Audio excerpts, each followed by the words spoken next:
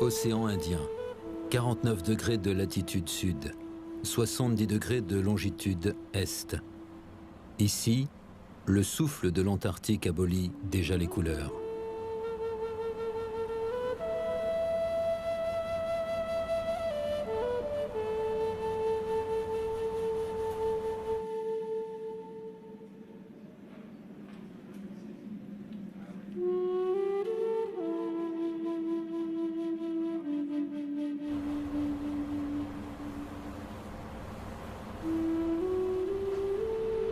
On a toujours une raison d'aller au bout du monde. Moi, je me cherchais une famille.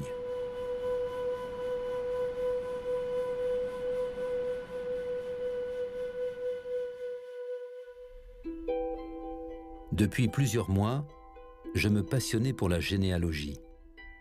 Et bien sûr, en particulier, la mienne. Peu à peu, j'avais reconstitué plusieurs branches de mon ascendance. Et c'est avec une certaine tendresse que je voyais lentement se recomposer l'histoire de la famille Grangette. Mais dans ma quête des origines, il y avait une impasse. C'est à l'époque du trisaïeul Joseph que la piste s'arrêtait. Il me fallait trouver d'autres Grangettes pour aller plus loin. Ce n'est pas un nom très courant. Il y en a peu. On les repère vite. Mais la question était qui et où?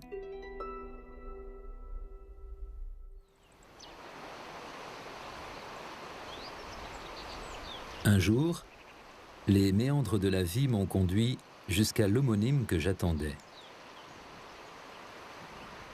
Un paisible pêcheur de l'île de la Réunion. David Grangette. Notre rencontre n'a tenu qu'à un fil. Il est pêcheur de truites, je suis chasseur d'images. Grâce à cette rencontre, j'ai tout de suite pensé qu'il était possible à nouveau de remonter dans le temps et peut-être d'ajouter quelques branches de plus à mon arbre généalogique. David avait une idée bien précise de la façon dont il fallait lancer les recherches. Mais elle s'annonçait longue. La généalogie, c'est comme la pêche. Il faut prendre son temps.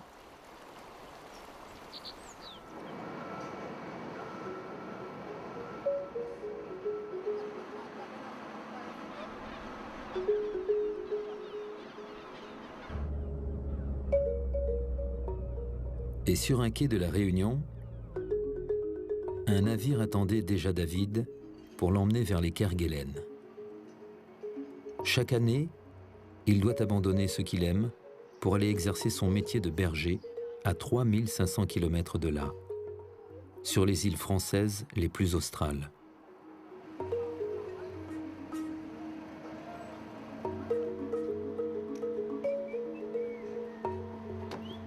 Mais David n'a qu'une parole.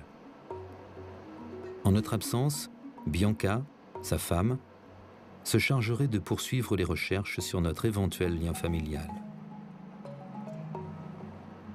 Je ne connaissais rien de cet homme. Et la force qui le poussait à s'arracher au sien pour un si long périple me paraissait bien mystérieuse. Je n'ai jamais aimé les mystères. L'attente non plus d'ailleurs. Et puis les bateaux, ça m'a toujours fait rêver. C'est sans doute comme ça que je me suis décidé à embarquer avec David. Ça va? Très bien.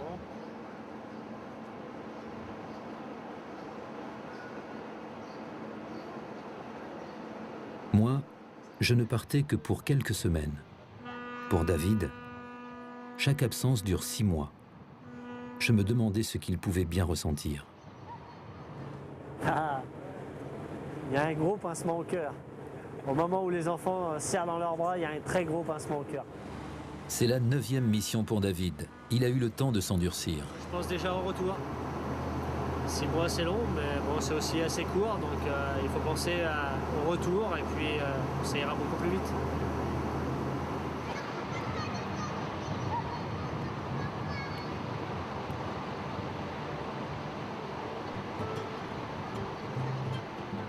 Le bout du monde, il est à 3500 km de là, planté au milieu des rugissants. quelque part derrière l'horizon.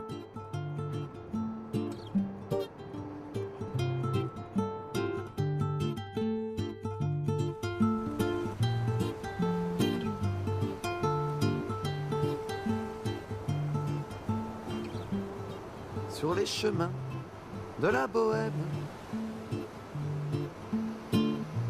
j'ai croisé le bout du monde. Le Marion Dufresne en avait vu d'autres. J'avais déjà entendu parler de ce navire exceptionnel. Un bateau conçu spécialement pour sillonner les mers australes. Propriété des terres australes et antarctiques françaises, il n'a pas d'équivalent. 120 mètres de long, 50 hommes de bord, il sait tout faire. Avec ses 650 mètres carrés de laboratoire scientifique, c'est d'abord un outil de recherche océanographique. Mais c'est aussi un cargo, un pétrolier qui ravitaille les zones reculées. Porte-conteneurs, porte-hélicoptères. Dans une région où il faut livrer la guerre aux éléments, c'est un navire de combat qui fait la fierté de son capitaine. Nous partons de la Réunion qui est vraiment tropicale. Donc les 2 ou 3 premiers jours, on a un beau soleil, on se croit en vacances. Mais très rapidement, du jour au lendemain, ça bascule en fait et le froid arrive et les mauvaises conditions météo avec. Dès qu'on atteint le 40e, on peut s'attendre à des conditions musclées. On peut passer de 10 nœuds de vent à 50 nœuds en 20 minutes. Donc il faut toujours être aux aguets. C'est impressionnant, oui. Il faut vraiment avoir confiance dans son bateau. Quand on pénètre dans les mers australes, on est déjà dans l'antichambre d'un autre monde. Un monde qui n'est pas celui des humains, qui n'est pas non plus celui de leurs familiers. Ce monde-là, les hommes en sont longtemps restés à l'écart, séparés de lui par une immensité déserte et hostile.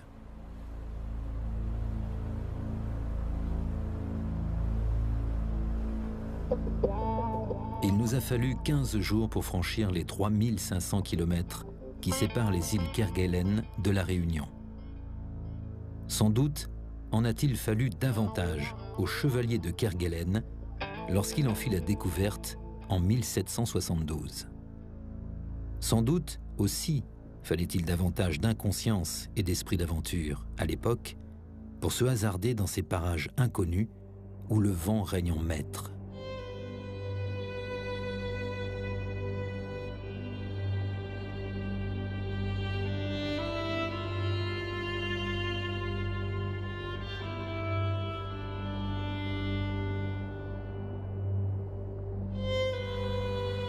Au départ de la Réunion, il y avait de l'émotion sur son visage.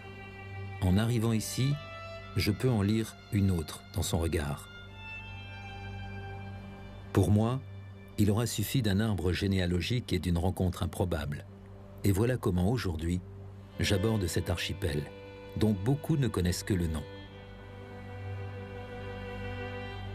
Le calme, le silence, la beauté de ce monde presque vierge. Un petit bateau nous dépose sur l'île où habite David. C'est ici, dans ce petit golfe, que l'on appelle le golfe du Morbihan. Les Bretons ont laissé leur empreinte ici, et c'est peut-être le fantôme de l'un d'eux couché dans la montagne.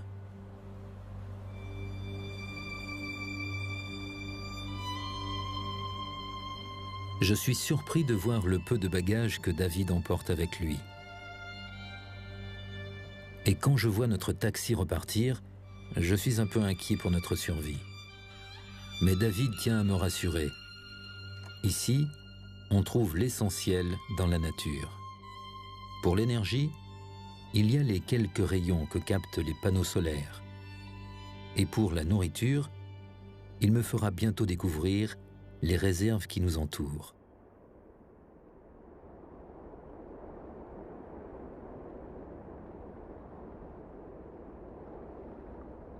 J'ai beau scruter l'horizon, je ne vois rien de bien encourageant ici.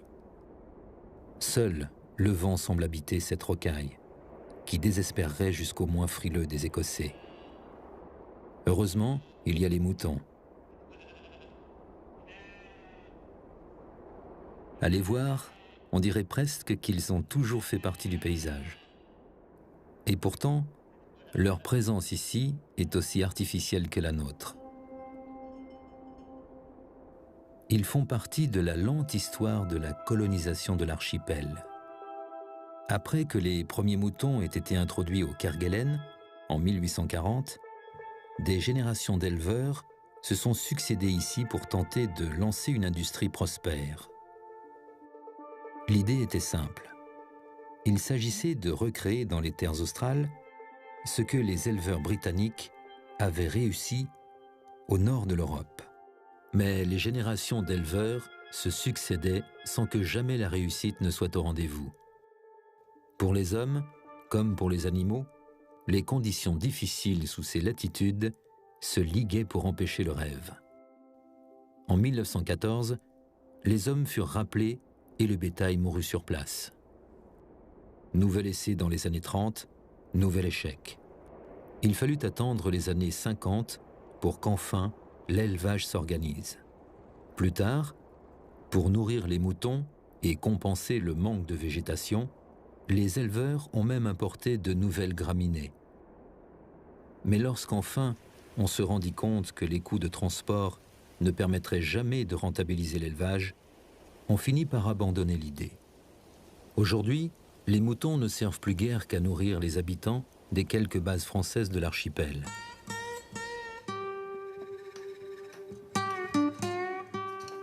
Les problèmes de nourriture, David, lui, les a résolus depuis longtemps. Nous sommes à peine arrivés qu'il m'amène déjà avec lui pour faire les courses. Enfin, les courses. Disons plutôt qu'il faudra marcher une bonne heure avant d'atteindre la rivière où nous attendent, selon lui, de belles truites. Mais avant, il m'a promis une surprise, à condition que j'ouvre bien les yeux.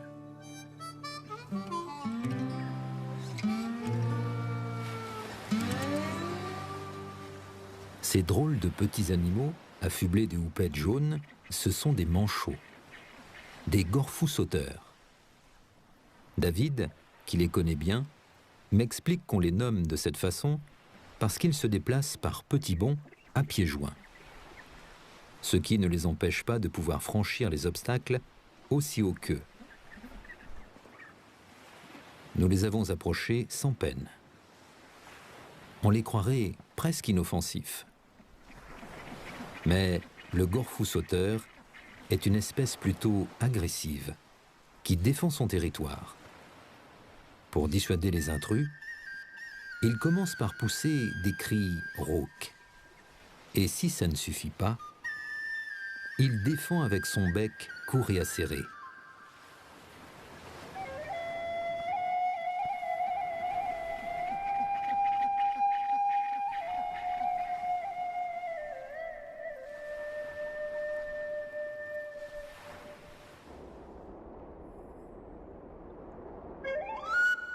En quittant notre point d'observation, je me dis que la transformation récente de l'archipel des Kerguelen en réserve naturelle permettra de mieux protéger ces animaux.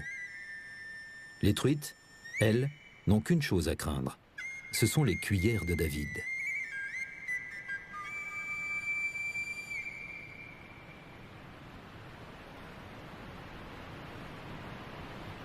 La pêche est pour moi un moment de détente. C'est un moment où on fait un petit peu le vide et puis un moment où je peux me retrouver encore plus seul. C'est un moment particulier, privilégié. Bien voilà. Mais bon. Voilà, c'est la première alors. C'est la première, mais elle n'est pas grosse. Durant les vacances de mes parents, on allait tous ensemble pêcher la friture, pêcher les petits boujons, les vairons. Un joli poisson, on va le remettre à l'eau, il va encore grossir, il y en a des plus jolis. On faisait le poisson qu'on avait pêché dans la journée, on le mangeait le soir, c'était un moment convivial.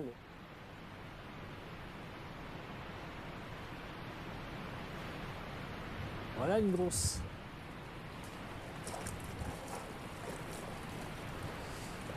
Un peu plus jolie.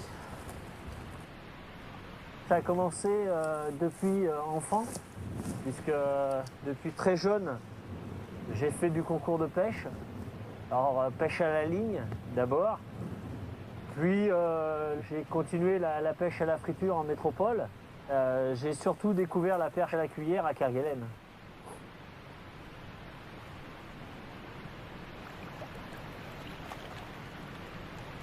Aujourd'hui, l'expérience de David pour la pêche à la cuillère n'est pas indispensable.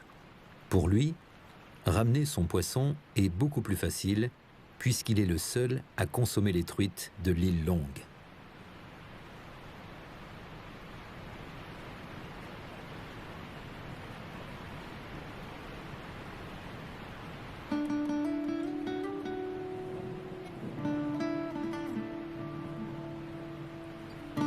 Et voilà, on a notre repas du soir.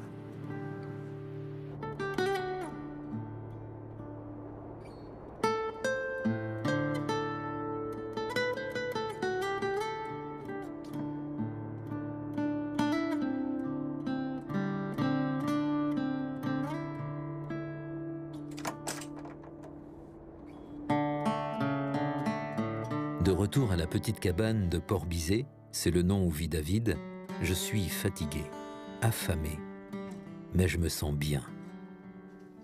David aussi est plus détendu. Jusqu'à présent, il redoutait un peu mes réactions dans cet endroit désert. Mais quelque chose me dit que j'ai passé mon examen d'entrée avec succès. Bon Franck, je vais ramasser quelques moules et puis j'arrive. Le revoilà encore parti faire ses courses.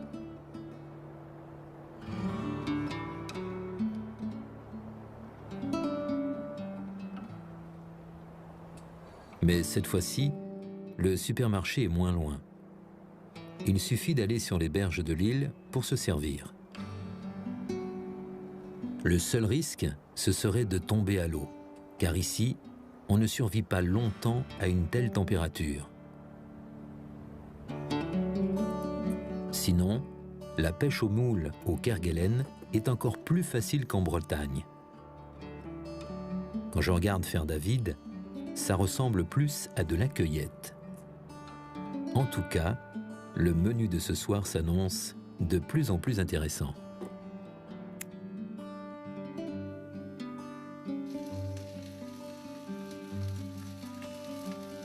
Ce serait malheureux de ne pas utiliser ce qu'on trouve. Pour trouver plus naturel que les ombres de l'île Longue, il faut vraiment faire fort. Hein. Tout le poisson de Kerguelen est vraiment très très sain.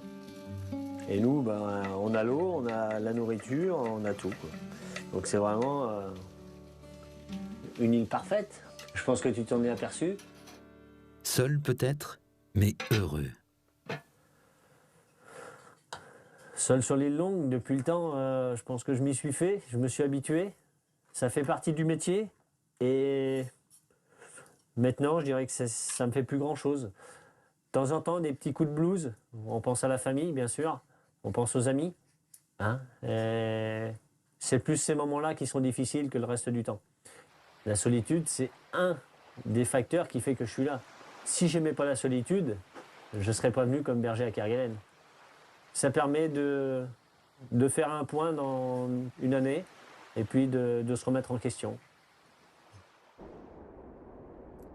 BCR de Longue sur 27. BCR de Longue sur 27.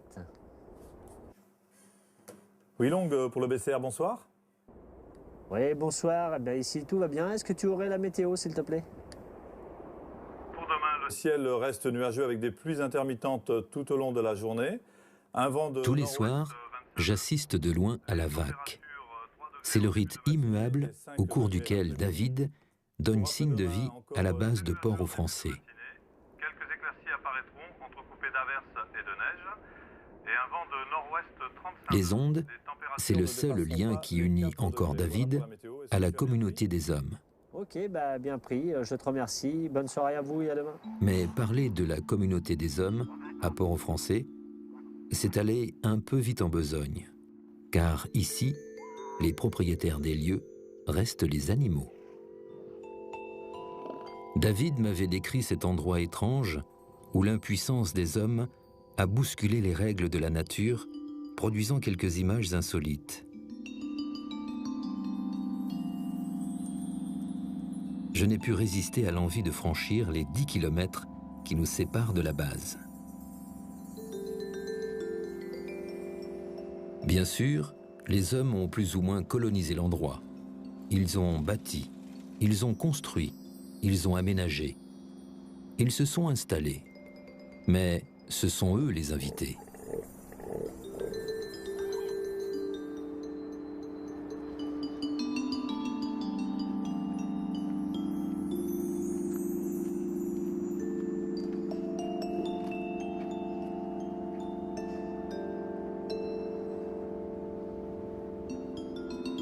Pour les hivernants, comme on les appelle ici, il faut apprendre à vivre en communauté. Les différents occupants de la base viennent de tous horizons, de classes sociales, de métiers, de formations et de cultures différents.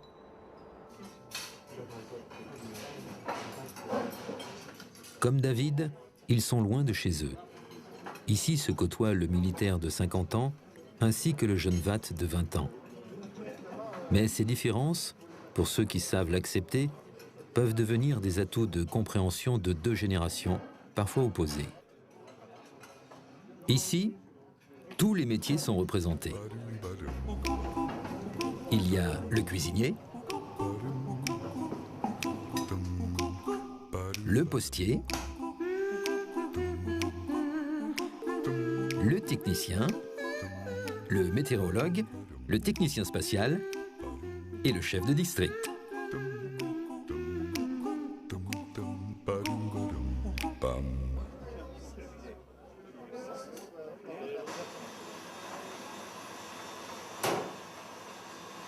Jeannot, lui, c'est le pâtissier. Une tradition bien française qu'on entretient même au bout du monde. La cuisine, c'est le carrefour de la base et il faut toujours accueillir les gens et être tout le temps au top à ce niveau-là, faut pas râler, quoi. Je pense qu'il faut être assez à l'écoute des autres, hein. Avoir beaucoup de bonne humeur, parce qu'il en faut. Bon, on est loin de tout, donc les gens attendent de nous quand même là-dessus quelque chose, surtout nous les Français. Mais bon, en général, ça se passe bien. Mais même au bout du monde, on paierait cher parfois pour un moment de solitude. Tout est lié, ma foi. On vient ici pour gagner sa vie. On nous enlève tout quand on vient ici, hein, à part notre travail. Et donc, il faut se reconstruire. Et là, on retape une petite cabane dans la nature. Ça nous occupe aussi, ça. C'est plutôt de la création. C'est sympathique et ça sert aux autres, quoi. Disons, les week-ends, les gens, ils vont dans cette cabane pour se ressourcer un peu, loin de la base. Et pour disons, laver la tête de temps en temps, ce qui ne fait pas de mal dans des pays comme ici, hein. Hier, j'ai communiqué avec David par radio. Et il n'avait toujours aucune nouvelle de sa femme et de mon arbre généalogique. J'ai donc décidé de rester un peu avec Jeannot pour qu'il me montre l'endroit où il s'isole.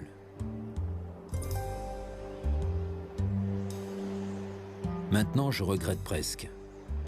Il y a déjà 3 heures que nous marchons et d'après Jeannot, il reste encore une bonne heure de route. Le paysage est toujours aussi étrange et bien sûr, peuplé d'animaux indifférents à nos mouvements. Celui-ci, c'est un bébé éléphant de mer. Enfants et adultes se laissent approcher, mais Jeannot m'explique qu'il faut pourtant un peu de prudence et d'expérience. Comme tous les animaux qui doivent se battre pour leur survie, les éléphants de mer protègent leur territoire. Et un adulte en colère, c'est une tonne d'animosité qui se met en branle.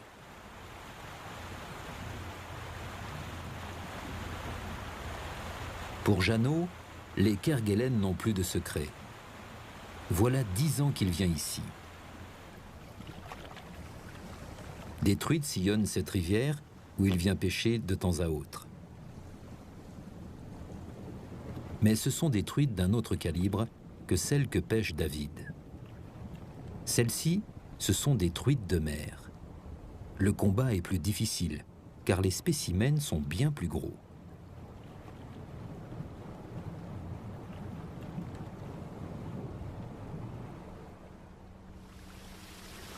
À quelques centaines de mètres de la rivière, Jeannot et ses amis ont construit une cabane et lui ont donné le nom d'un copain disparu. Disons, il y a eu un accident à une mission, Jackie donc. Et donc depuis, cette cabane, c'est la cabane à Jackie. Et on essaie d'en faire un home très confortable pour les hivernants. Disons une petite cabane de week-end, comme un petit refuge de montagne où il y a tout le confort, l'eau chaude, les WC, enfin surtout à Kerguelen, dans les cabanes, il n'y a pas ça partout. On a attaqué la rénovation en 2000, où la cabane était 4 fois plus petite. Tout ce que vous voyez là, ce sont des planches d'emballage de caisses, ou ce genre de choses, où on a enlevé les clous. Et donc, c'est vraiment la cabane des hivernants, dans le sens où on vient à 4-5 et qu'on se fait des bons petits repas conviviaux, jeux de cartes, enfin voilà. Même jeux dans la neige, c'est sympa aussi. C'est un peu froid, mais on s'y fait. Bien sûr, c'est Jeannot qui fait la cuisine. En métropole, on a du mal à pêcher des truites de ce gabarit-là. Mais le plaisir est le même au niveau du coup de ligne, que ce soit des petites ou des grosses truites. Par contre, on ne peut pas les pêcher toute l'année. Les truites de mer, elles remontent qu'à partir de mars, par là, et elles repartent en septembre-octobre, quoi. Alors là, on a la chance d'en attraper. C'est les dernières, là. Elles commencent à redescendre et c'est fini, quoi.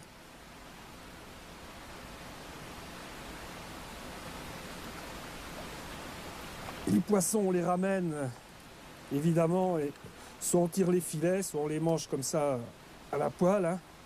Et bon, c'est des moments de convivialité quand même qui sont très particuliers et très précieux. Pendant tout ce laps de temps, on ne pense à rien d'autre, quoi. C'est vraiment une évasion exceptionnelle.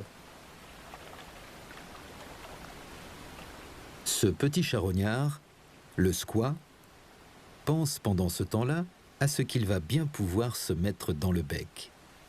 Mais il y a peu de chances pour que Jeannot laisse échapper une si belle prise. Quand on parle de ce genre d'expérience aux gens, certains nous trouvent que c'est merveilleux et d'autres nous prennent vraiment pour des fous, quoi.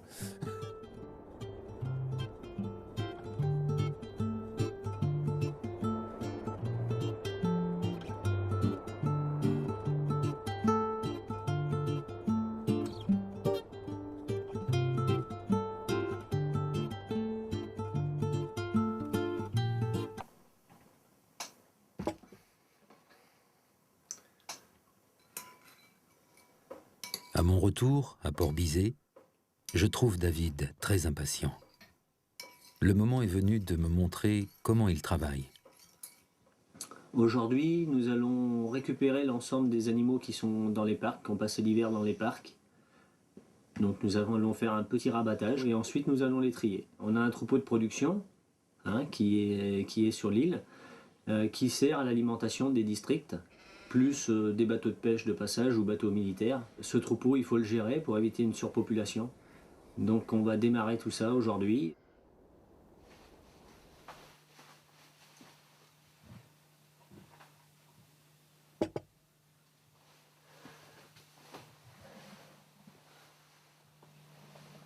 Pour David, il est important de réaliser son travail dans les délais.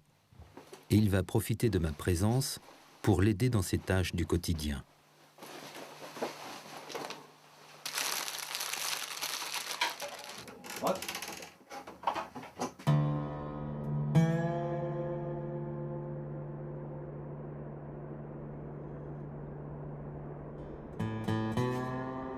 Évidemment, dans ces espaces vierges, les animaux semi-sauvages circulent presque à leur guise. L'île est tout en longueur et David va devoir remonter jusqu'à l'autre bout pour prendre les moutons à revers. 6 heures de marche en perspective. Regarde là, Franck, on a un gros troupeau qui est descendu ici, là, qui est descendu par la coulée. Alors on voit qu'il est descendu parce qu'en fait, au niveau des traces des animaux, on a les sabots qui sont marqués, donc qui n'ont pas la même forme suivant l'avant ou l'arrière. Donc là, ils sont orientés dans le sens de la descente. Donc les animaux sont descendus pour rejoindre en bas. Donc on va aller voir si on les trouve pour les pousser. Mais là, on a déjà un joli troupeau.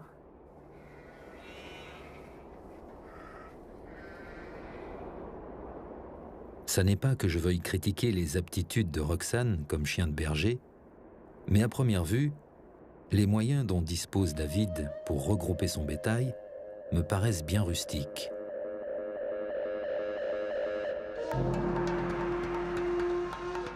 Allez! Rox! Rox!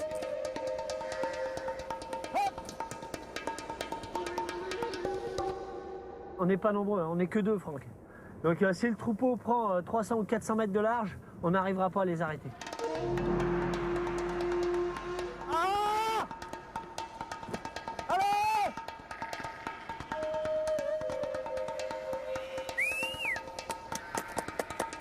Allez! Va chercher!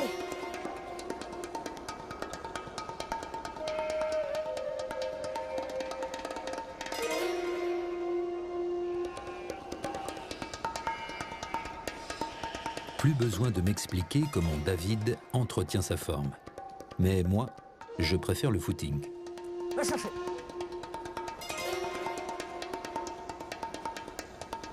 Là, tant qu'il n'y en aura pas un qui aura pris la décision d'avancer, il n'y en a aucun qui avancera. Il faut qu'il y en ait un qui prenne la décision d'y aller pour que les autres y aillent. Et voilà, bravo les moutons. Et maintenant, à la tonte. Bon, ben, on en a un lot.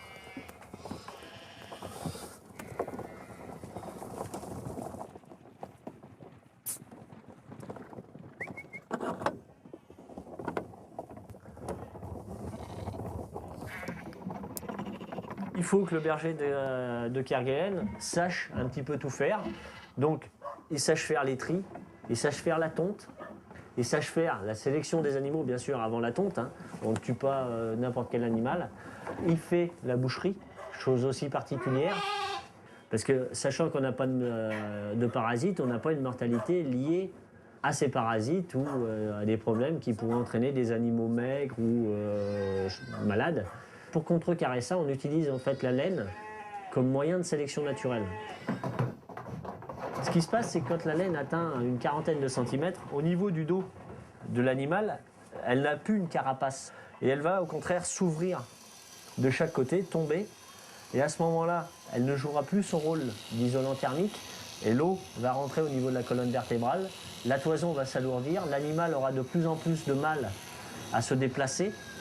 Et s'il ne peut plus se déplacer, ne peut plus s'alimenter. S'il ne peut plus s'alimenter, il va mourir.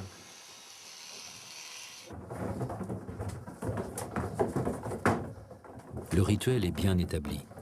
Et pourtant, il se pourrait que les moutons des îles Kerguelen disparaissent. Le fait d'être passé en réserve naturelle, enfin que Kerguelen soit passé en réserve naturelle, ne joue pas forcément en la faveur du troupeau. On verra bien. Je sais que si un jour une éradication est mise en place, je serai loin d'être volontaire, puisque j'ai mis en place tout le système actuel. Hein, et on est vraiment... J'aime ces bêtes, et ça me ferait vraiment énormément de mal de les voir disparaître. Donc je pense que si un jour l'administration d'État décide d'éliminer le troupeau de moutons, à ce moment-là, ma carrière sera terminée. Maintenant, je ne sais pas quelle sera la décision finale. Je ne suis qu'un acteur dans tout ça, mais c'est vraiment... C'est vraiment un métier que j'aime et que je fais avec passion, et ça, on ne pourra jamais me le reprocher.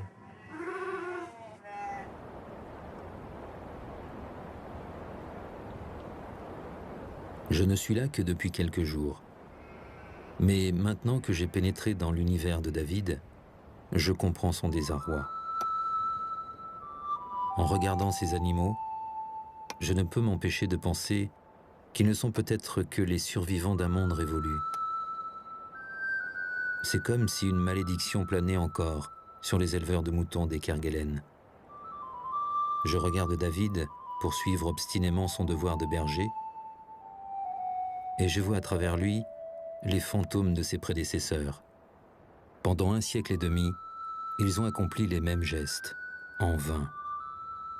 Sans doute, comme lui, ressemblait-il à Sisyphe, le fils du vent, condamné par les dieux de la mythologie grecque, un damné ployant et en reculant éternellement sous le poids d'un rocher impossible à porter.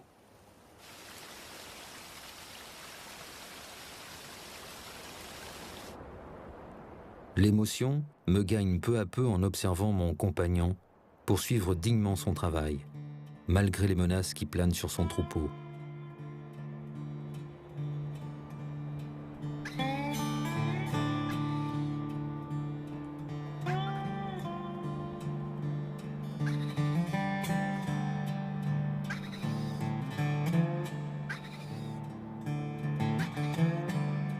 Peut-être dans quelques années ne restera-t-il comme témoin de cette histoire que les manchots papous, habitants originels des Kerguelen.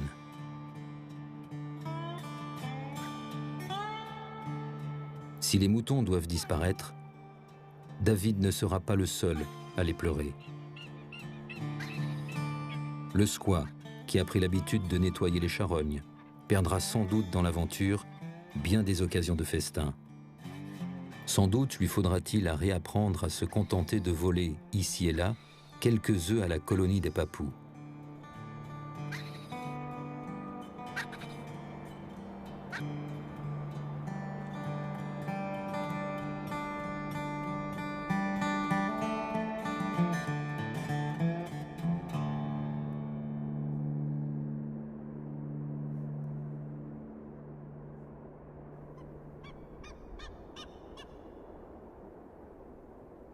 Il y a beaucoup plus de poissons à Kerguelen qu'à La Réunion et des conditions de pêche, des conditions climatiques qui sont quand même beaucoup plus agréables à La Réunion. Hein, puisque là, à l'heure actuelle, ce matin on avait du beau temps, là on est sous des grains de neige. Donc on a une température proche de zéro, de pêcher par 0 degré et 20 à 30 km/h de vent, voire plus. C'est monnaie courante. Hier, j'ai offert à David un livre de Jean-Paul Kaufmann sur les Kerguelen. Je me souviens qu'il y était écrit « Au Kerguelen, seul le vent est un ennemi, parce qu'il est imprévisible. Avec la neige, cela devient de la pêche extrême. 95% du temps, il fait froid. Même l'été, la température peut descendre jusqu'à -5 degrés. Peut-être la pêche à la truite lui donnera-t-elle une raison suffisante pour revenir au Kerguelen le jour où les moutons seront partis. Car les truites, elles, bien qu'importées par l'homme, font désormais partie du biotope. Et aujourd'hui, on ne peut plus revenir en arrière.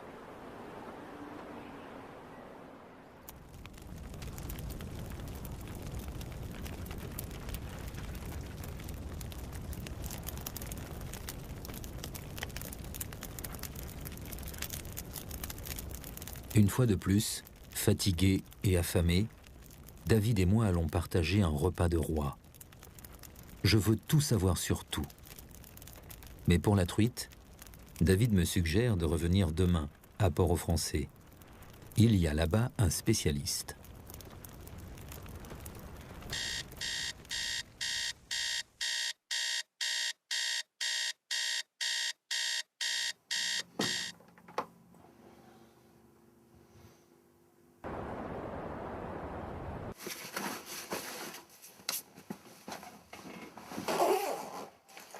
Antoine Véron est ce qu'on appelle un VCAT.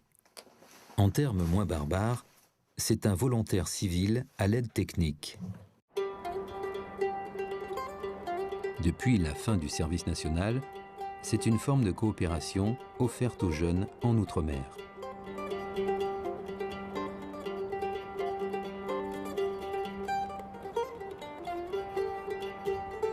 Antoine est scientifique, biologiste animalier plus exactement. Ici, son travail consiste à observer les animaux et à effectuer des prélèvements pour alimenter une banque de données.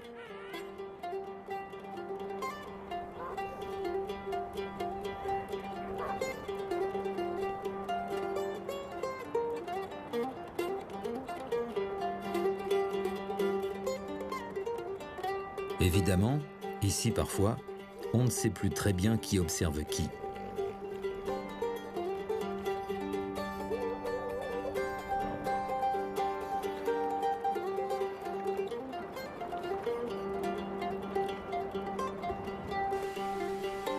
Les truites font partie de son champ d'observation, car maintenant qu'elles ont été importées ici par l'homme, il s'agit de comprendre leur comportement et d'analyser leur mode de vie.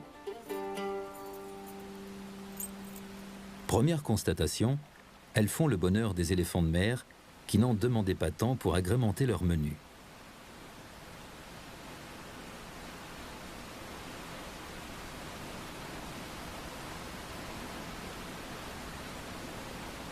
Pour commencer, le chercheur doit se transformer en pêcheur. On a des poissons, des truites de mer qui sont vraiment intéressantes de par leur taille et leur poids. On a des poissons qui peuvent atteindre assez fréquemment 6 kg pour un peu plus de 80 cm, 90 cm.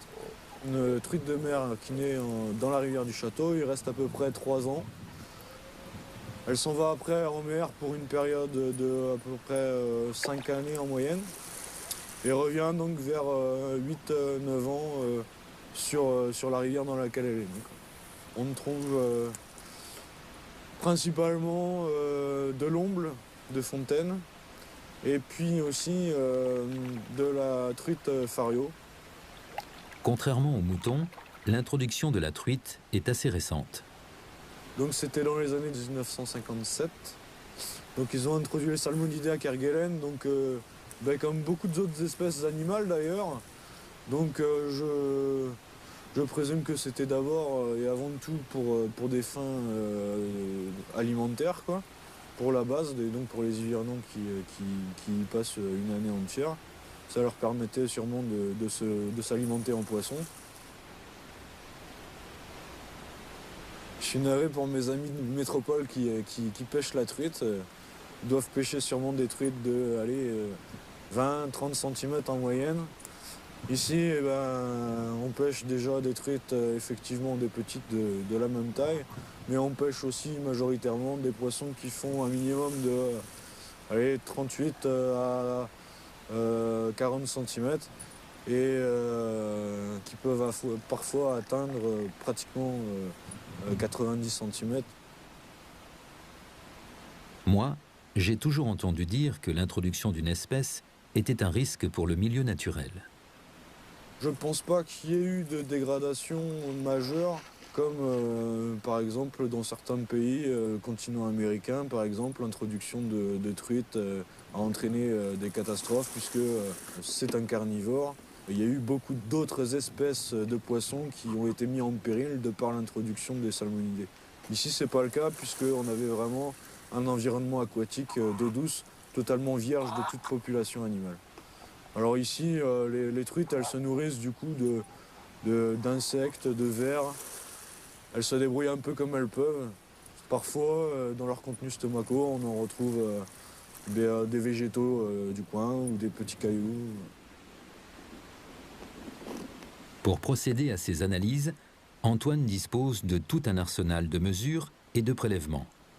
Mais le moyen le plus sûr de faire des relevés sur un poisson, c'est de récupérer les otolithes.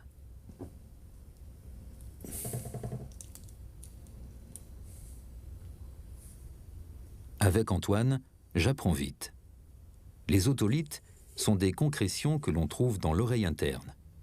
Comme l'être humain, les poissons osseux en possèdent.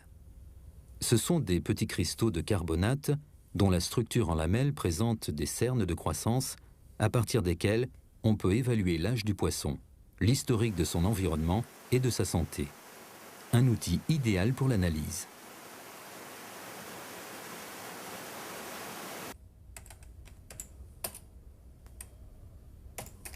Et pour Antoine, la vie de laboratoire au bout du monde va durer 13 mois.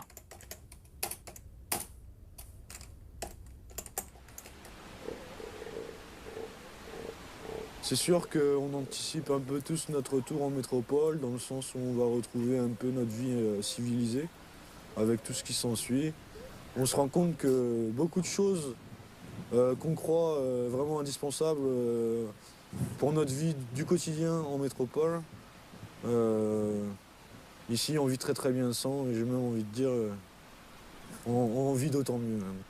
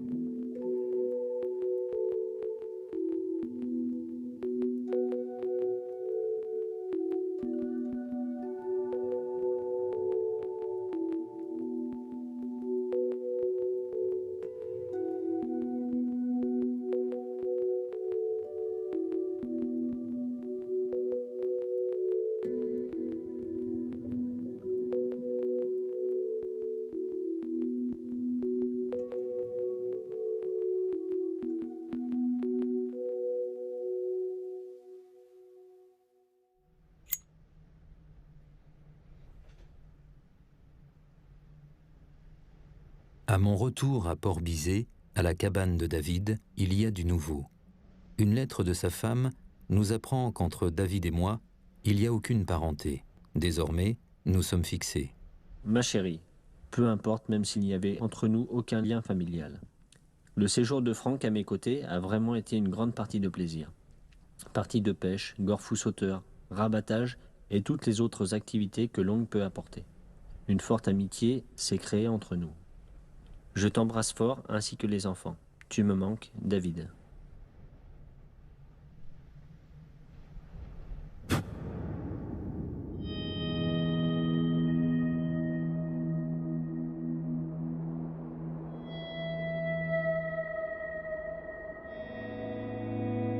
Moi, au départ, je dois bien dire que j'étais un peu déçu.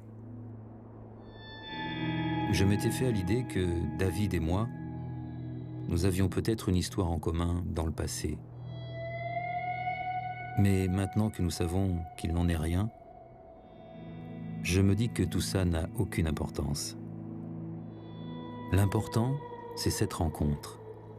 Sans elle, je ne serais probablement jamais allé au bout du monde. Et avoir posé ses yeux sur cette terre de vent est un privilège.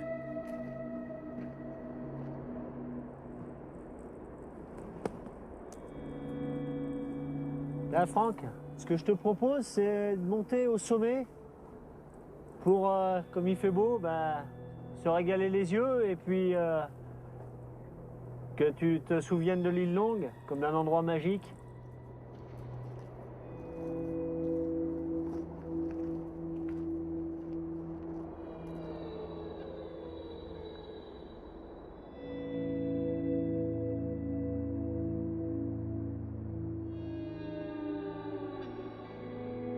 Finalement, David et moi, nous sommes retrouvés ici avec des préoccupations bien différentes. Moi, je m'interroge sur le passé pour tenter de reconstituer une histoire, celle des Grangettes. David, lui, s'interroge sur l'avenir pour empêcher l'histoire, son histoire, de s'arrêter. Je pense que j'arriverai à tourner la page. Par contre, je pense que je couperai complètement les ponts avec les contacts, hormis les amis, mais je ne prendrai plus de nouvelles de ce qui se passe sur l'île Longue pour ne pas savoir quelle tournure a pris l'île. Maintenant, c'est l'heure des adieux. Le bateau qui doit me ramener chez moi sera bientôt là. Au moment de plier bagages, je comprends enfin que ni David, ni moi ne regardions dans la bonne direction. Sans doute ne doit-on pas s'obstiner à lire dans un passé estompé, comme on ne doit pas s'obstiner à vouloir déchiffrer un avenir incertain. On risque d'y perdre le fil de la vie. Ces petits riens du temps présent que le vent voudrait emporter. Moi, je me cherchais une famille. J'ai trouvé un ami. Et ça, le vent des Kerguelen n'y peut rien. Sur les chemins de la Bohème, j'ai croisé le bout du monde. Des petits matins au café crème, où je taxais ma première blonde. Avant de partir, le pouce en l'air, à l'autre bout du monde. Avant de partir, le pouce en l'air, à l'autre bout du monde. Sur les chemins de la Bohème, j'ai croisé la neige et le soleil. À l'autre bout du monde. Avant de partir, le cœur en l'air.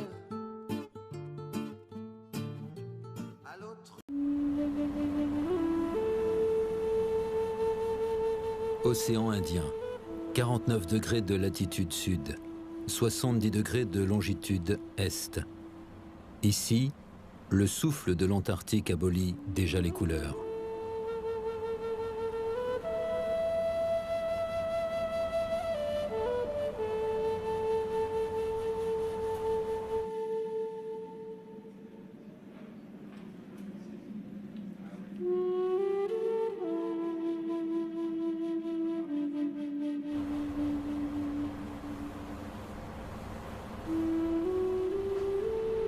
On a toujours une raison d'aller au bout du monde.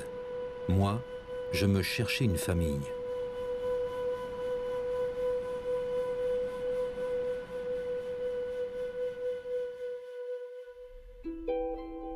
Depuis plusieurs mois, je me passionnais pour la généalogie. Et bien sûr, en particulier, la mienne. Peu à peu, j'avais reconstitué plusieurs branches de mon ascendance. Et c'est avec une certaine tendresse que je voyais lentement se recomposer l'histoire de la famille Grangette. Mais dans ma quête des origines, il y avait une impasse. C'est à l'époque du trisaïeul Joseph que la piste s'arrêtait. Il me fallait trouver d'autres Grangettes pour aller plus loin. Ce n'est pas un nom très courant. Il y en a peu. On les repère vite. Mais la question était qui et où?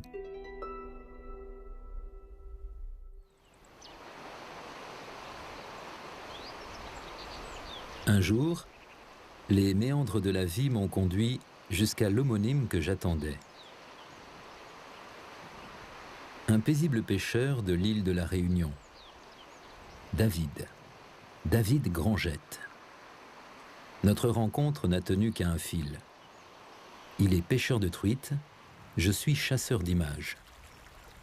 Grâce à cette rencontre, j'ai tout de suite pensé qu'il était possible à nouveau de remonter dans le temps et peut-être d'ajouter quelques branches de plus à mon arbre généalogique.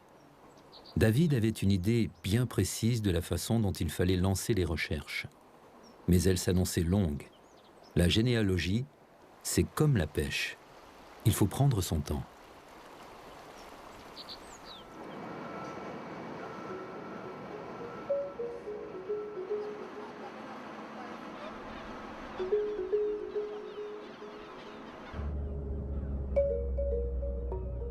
Et sur un quai de la Réunion, un navire attendait déjà David pour l'emmener vers les Kerguelen. Chaque année, il doit abandonner ce qu'il aime pour aller exercer son métier de berger à 3500 km de là, sur les îles françaises les plus australes.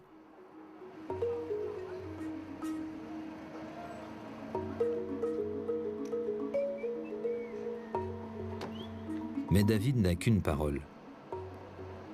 En notre absence, Bianca, sa femme, se chargerait de poursuivre les recherches sur notre éventuel lien familial.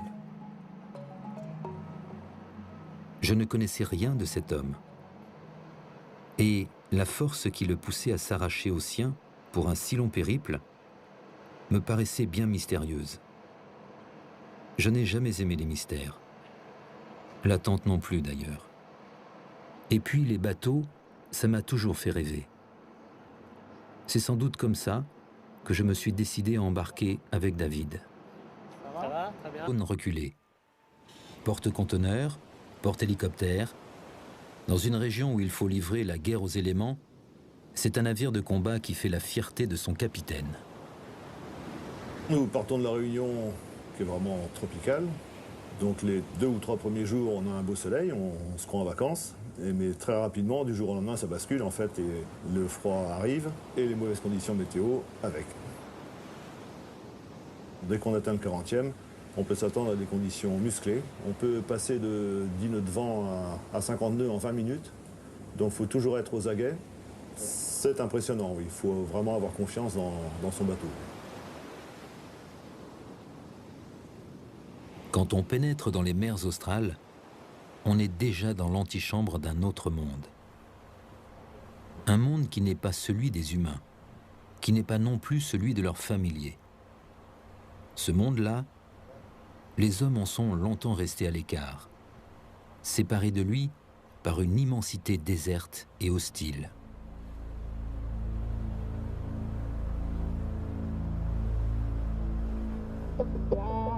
Il nous a fallu 15 jours pour franchir les 3500 km qui séparent les îles Kerguelen de la Réunion.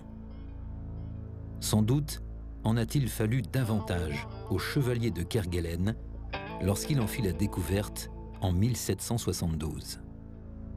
Sans doute aussi fallait-il davantage d'inconscience et d'esprit d'aventure à l'époque pour se hasarder dans ces parages inconnus où le vent règne en maître.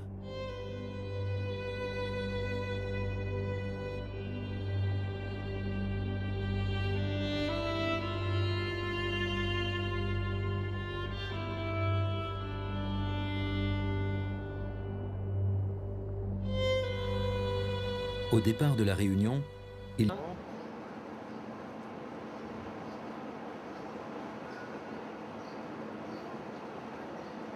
Moi, je ne partais que pour quelques semaines. Pour David, chaque absence dure 6 mois. Je me demandais ce qu'il pouvait bien ressentir. Ah, il y a un gros pincement au cœur. Au moment où les enfants serrent dans leurs bras, il y a un très gros pincement au cœur. C'est la 9e mission pour David. Il a eu le temps de s'endurcir. Je pense déjà au retour. 6 mois c'est long, mais bon, c'est aussi assez court, donc il faut penser au retour et puis ça ira beaucoup plus vite.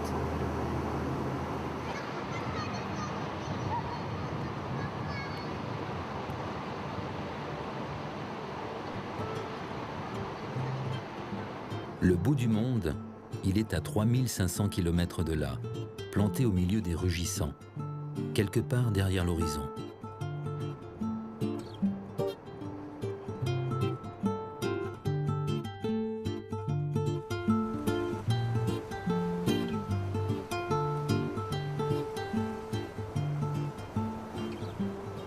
Sur les chemins de la Bohème, j'ai croisé le bout du monde. Le Marion Dufresne en avait vu d'autres. J'avais déjà entendu parler de ce navire exceptionnel. Un bateau conçu spécialement pour sillonner les mers australes. Propriété des terres australes et antarctiques françaises, il n'a pas d'équivalent. 120 mètres de long, 50 hommes de bord, il sait tout faire.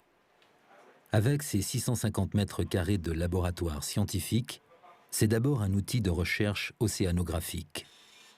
Mais c'est aussi un cargo, un pétrolier qui ravitaille les eaux. Il y avait de l'émotion sur son visage. En arrivant ici, je peux en lire une autre dans son regard. Pour moi, il aura suffi d'un arbre généalogique et d'une rencontre improbable. Et voilà comment aujourd'hui, j'aborde cet archipel, dont beaucoup ne connaissent que le nom. Le calme, le silence, la beauté de ce monde presque vierge. Un petit bateau nous dépose sur l'île où habite David. C'est ici, dans ce petit golfe, que l'on appelle le golfe du Morbihan. Les Bretons ont laissé leur empreinte ici, et c'est peut-être le fantôme de l'un d'eux couché dans la montagne.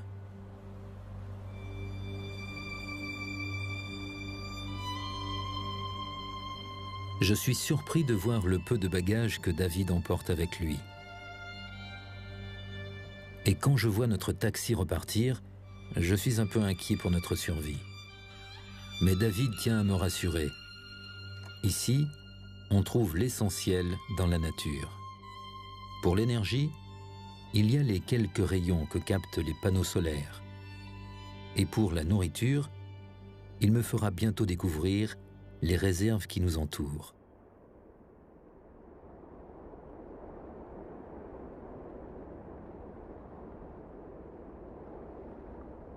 J'ai beau scruter l'horizon, je ne vois rien de bien encourageant ici. Seul le vent semble habiter cette rocaille, qui désespérerait jusqu'au moins frileux des Écossais.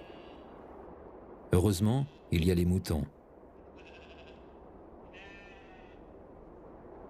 À les voir, on dirait presque qu'ils ont toujours fait partie du paysage. Et pourtant, leur présence ici est aussi artificielle